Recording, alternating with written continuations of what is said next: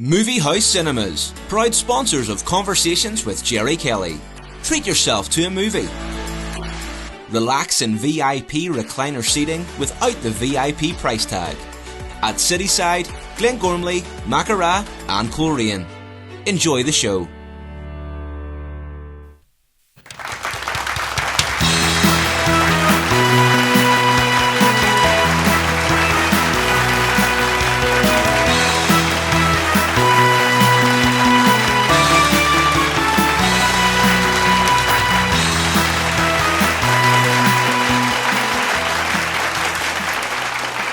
Good evening and welcome to Conversations with me, Gerry Kelly.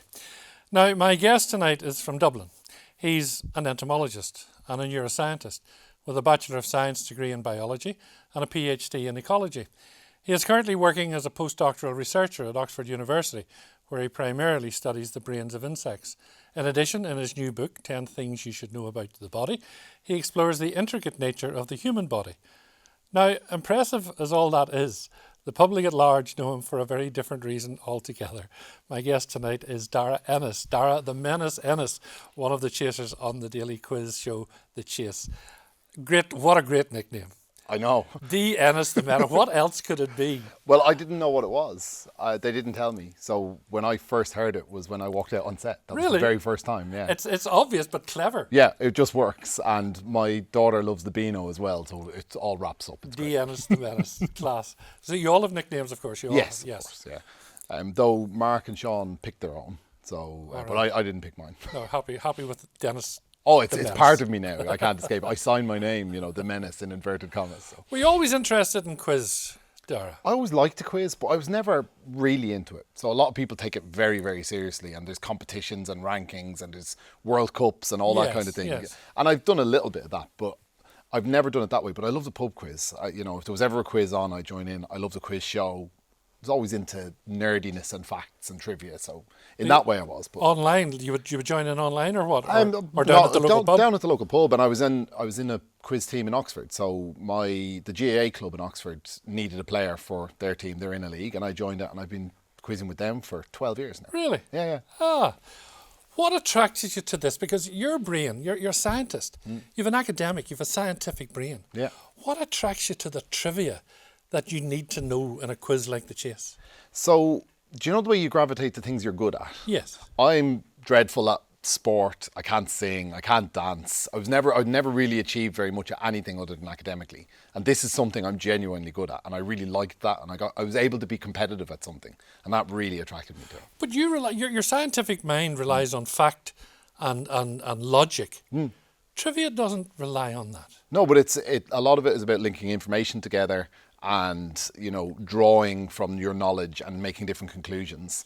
And the best type of quiz question is where you figure it out rather than just know the answer. So you figure it out from other parts of your knowledge, and you're able to take an educated guess, and then you get it right. I get a real kick out of that. So it's similar in a way. But you have to do that like a computer. You have to do it like that. Oh yeah, it all happens. You can't very be going, quickly. I know the answer, but it's not coming to me. Yeah, it has to happen in less than a second. So can you train your mind to do that? Oh, anyone can.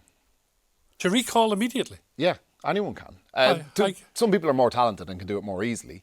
But there's a book called Moonwalking with Einstein, and a journalist wrote it, and it's about the memory champions. So they don't do quiz, they do memorization. So they'll memorize, say, the order of a deck of cards in a minute. And he was covering this for an article. And then he got into it, and he decided, I'm going to give this a go. And he ended up ranking reasonably highly in the next year's tournament, and he wrote a book about it. And he was just a normal, ordinary person, and he was able to learn the techniques and train his mind to do it. So how do you link one thing to the other? Like how?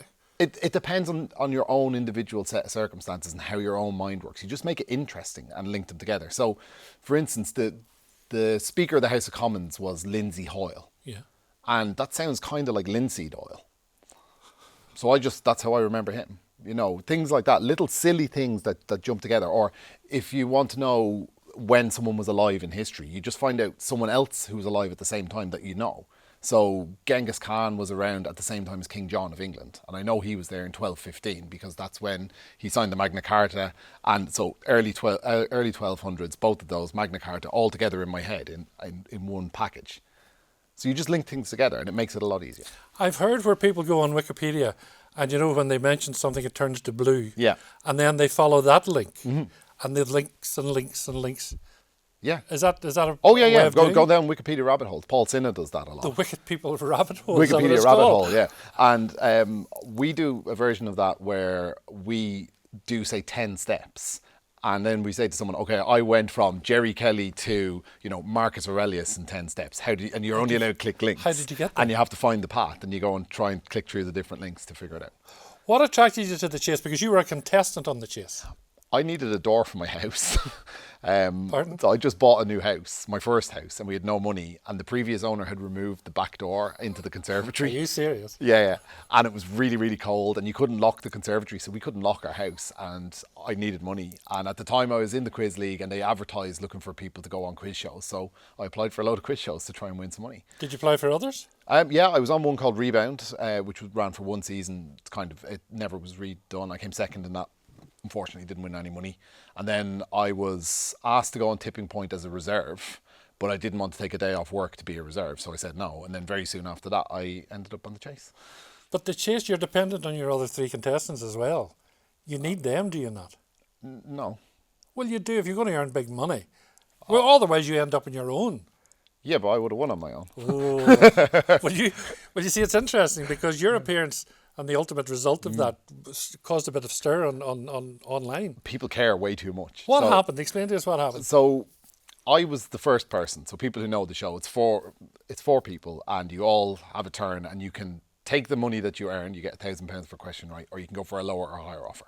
So I got £9,000, and I put that in the bank, and I got back. And the others all took the lower offer. It's the only time it's ever happened on the show. And people went absolutely bonkers about this. It was the day Article 50 was being debated in Westminster, and my show was trending higher on Twitter and Instagram than that, which just goes to show people's priorities. So your 9,000 went down to... It went down to 6,300 in total. Right. Which was fine. You know, it wasn't a problem. I basically got paid a little under £1,700 for a couple of hours work. So it's great money. I was delighted. Called my wife. We were able to order the back door. We made it through the winter without freezing. I went on to win a back door, and I got a back door and a front door. So I was perfectly happy with it. Well, what was about this GoFundMe page? There was the people were saying I'd been robbed, and the money's not real until you win it. This is the thing. It's fictional. It's just numbers on the screen. But they were like, they raised quite a bit of money, over £1,000, but I couldn't take it. Like, that was just madness. So I gave it away. Did you? Yeah. I gave it away. There's a wonderful charity in Oxford, Helen and Douglas House, which is like a hospice for young people. So I gave it to them. People didn't know at that stage, but you had been approached, had you not, to be a chaser? I was already training, yeah. You were in training? Yeah, so they called me 2 weeks after I recorded, and the shows don't air for several months. So they'd approached me and asked me would I be interested. So I'd gone to interview. I'd started doing training. They identified weak spots in my knowledge and things I wasn't so strong on. I was working at that. I did that for 2 years before I recorded a show. So how did they do that? What, they brought you in and give you a load of questions? They gave me a load of questions of shows that hadn't aired yet. And they fired them at me to see how I do, as in like basically fake show. And the ones I got wrong, they talked through how I should have got them right or how I could have found the answer.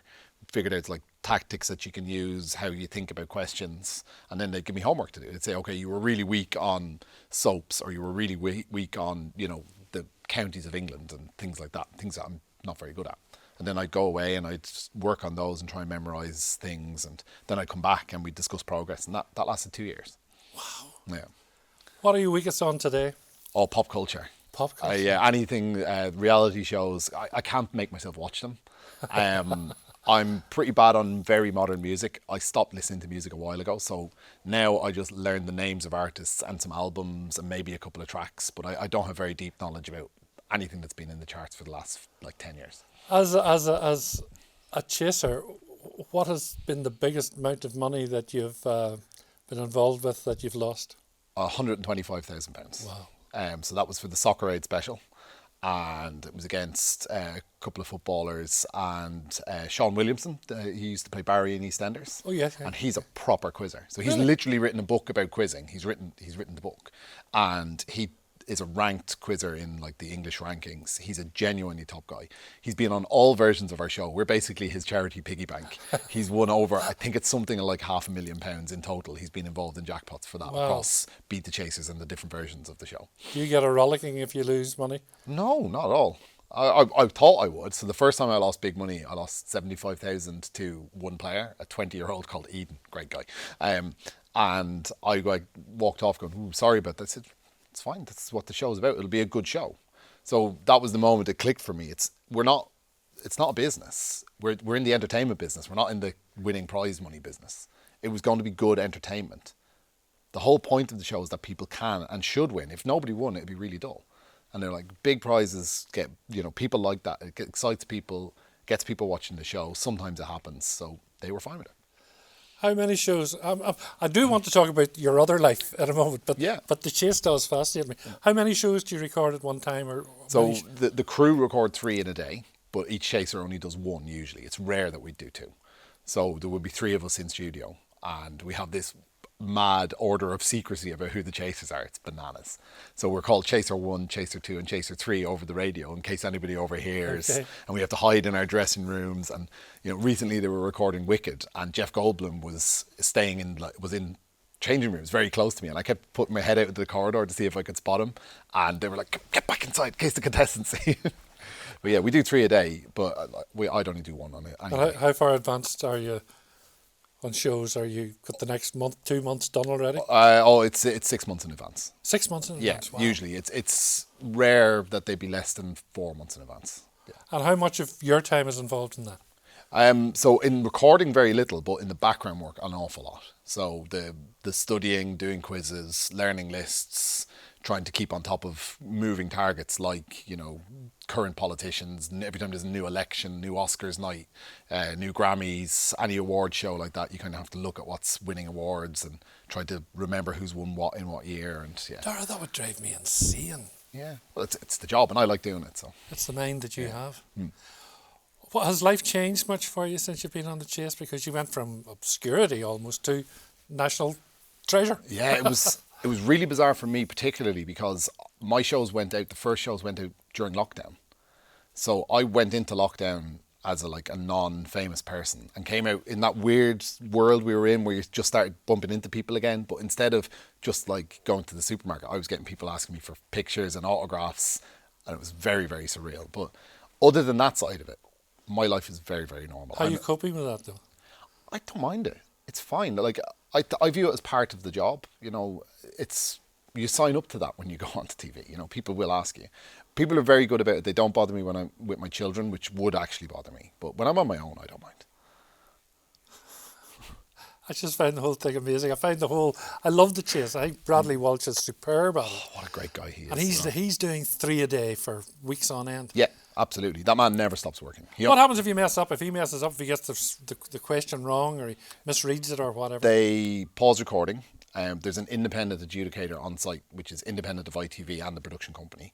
They're there, and they go back to the frame his lips started moving as the point in time when he has to start again, so to make sure that nobody loses or gains time, and then they shoot it again.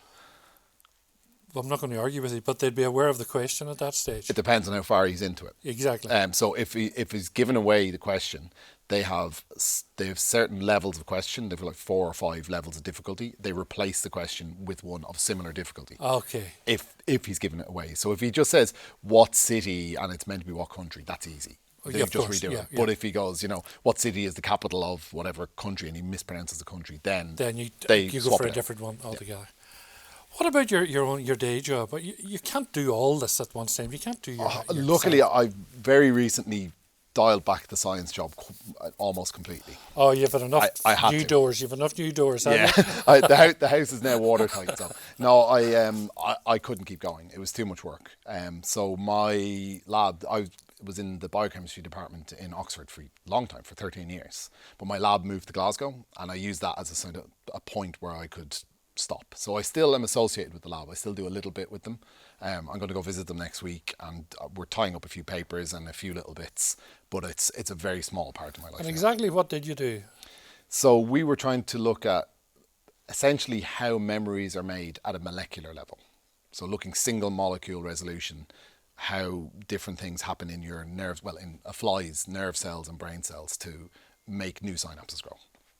Where were you educated? Where did all this come from? Maynooth University, but I didn't do anything like that at all. I didn't do neuroscience at all until I went to Oxford. I was mostly using things like chainsaws and shovels and picks and chisels in my time in Maynooth. I worked in forestry, so it was a very, very different, much more low-tech ecology kind of vibe rather than this high-tech thing that we do in Oxford. So when did you switch across to that? When I went to Oxford. When you went to Oxford? So a lot of people think that they look at me and they go, oh, he worked in Oxford, he probably sailed into the job. I really didn't. My wife is a brilliant scientist. She's way better at that than me.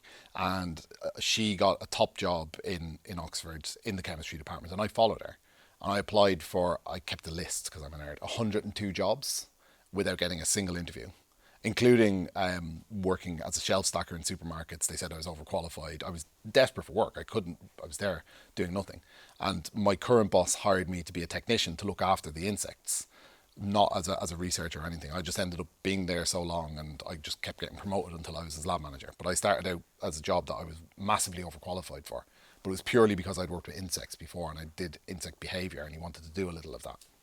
See, it's two different worlds altogether. Oh, You've completely. inhabited two different worlds. And there's very little overlap between them. So, yeah. so my boss couldn't really comprehend. When I was on the show as a contestant, we watched the episode when I was in work and he was like, I don't understand what's going on here. He'd never seen the show.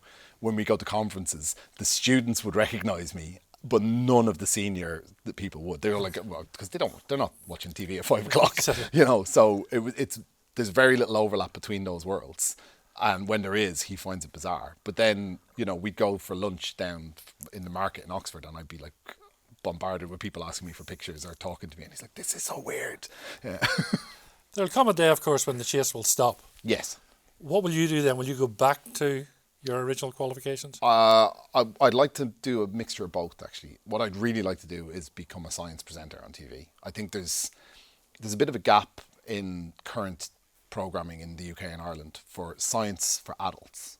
There used to be Tomorrow's World and a few others like that, but they're gone. Yeah. And other than the nature programs and maybe Brian Cox's sort of interstellar and planetary stuff, there's no general science program for adults anymore.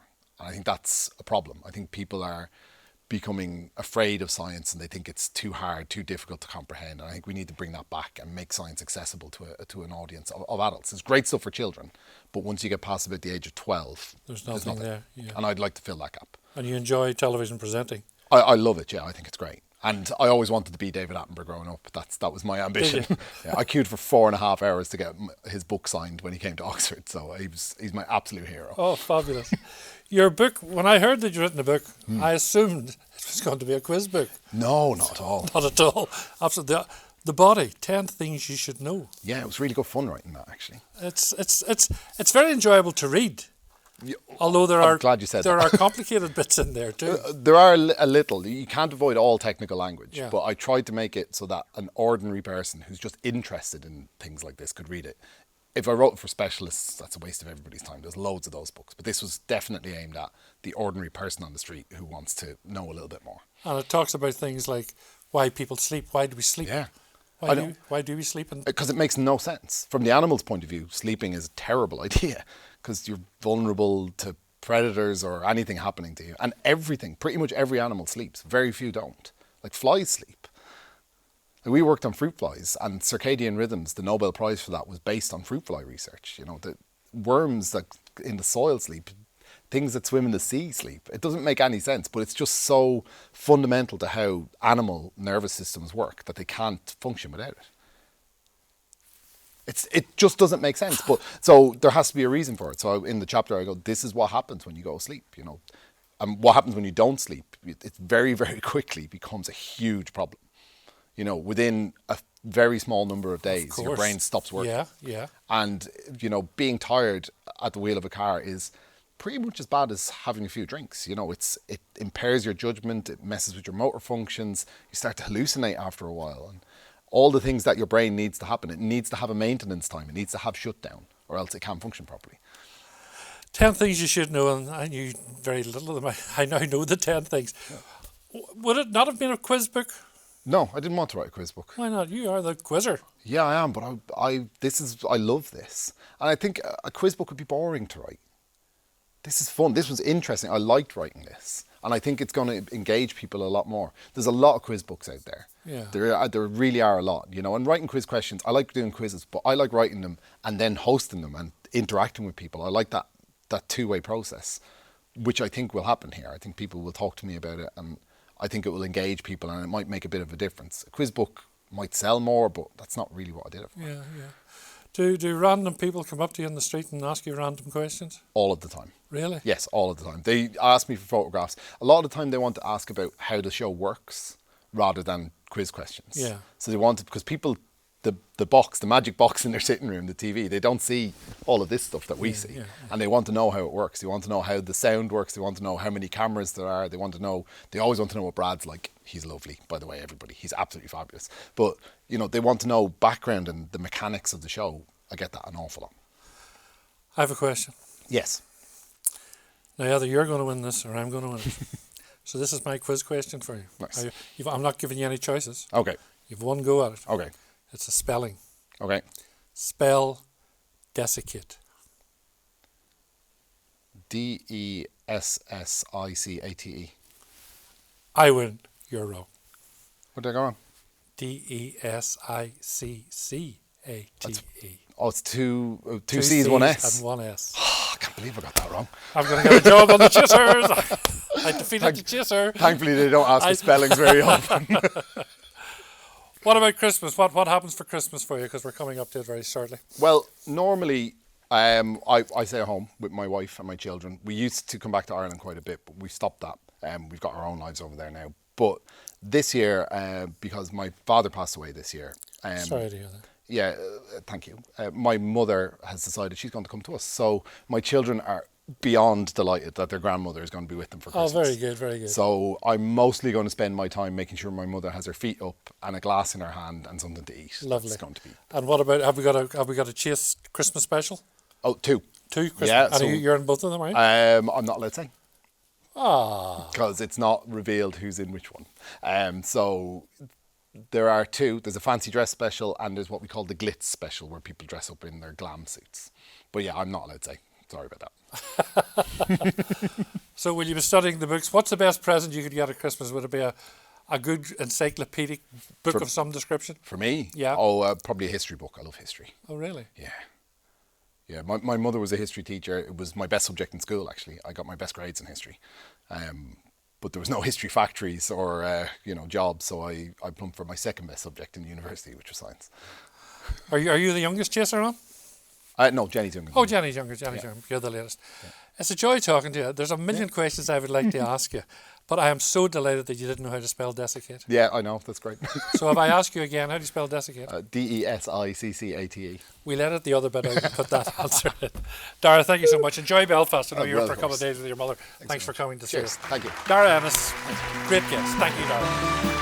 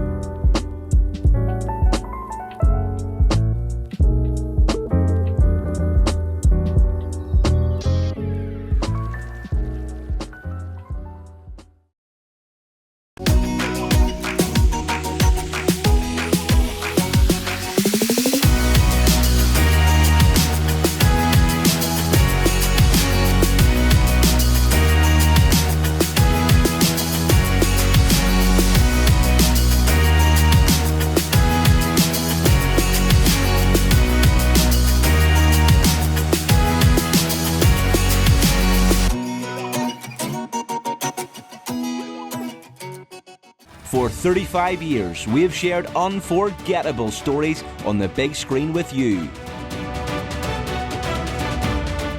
From first dates to family nights, from blockbusters to indie gems, you've been with us every step of the way. The past was magic. The future, even brighter. Thanks for being part of our story. See you at the movies.